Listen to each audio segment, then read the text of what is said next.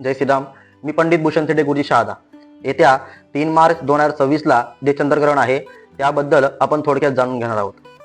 हे जे ग्रहण आहे हे ग्रसुदीत असल्याने दिनांक 3 मार्च 2026 मंगळवार रोजी याचे जे वेद आहेत ते सूर्योदयापासून तर ग्रहण मोक्षापर्यंत पाळायचे आहेत.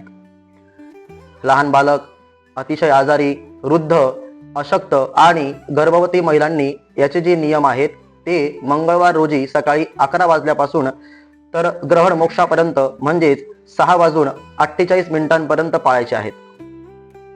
या काळामध्ये भोजन निषेध आहे म्हणून अन्न पदार्थ ग्रहण करू नये, अन्न पदार्थ खाऊ नये. पाणी पिणे, मलमूत्रोत्सर्ग, झोप घेणे आपण करू शकतात. परंतु आपल्या गावाच्या सूर्यास्तापासून तर 6:48 उदाहरणार्थ शहादा या शहरामध्ये 6:35 सूर्यास्त आहे आणि ग्रहण मोक्ष 6:48 आहे.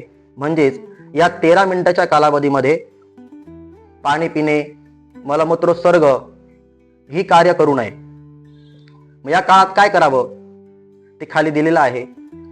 स्नान, दान, जप, तर्पण आणि पूर्वी दिलेल्या मंत्रांचे पुरस्चरण आपण या कालावधीमध्ये करू शकतात.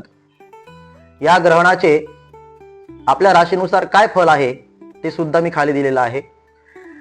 ज्या राशींना अनिष्ट फल आहे त्यांनी आणि गर्भवती महिलांनी हे ग्रहण पाहू नये.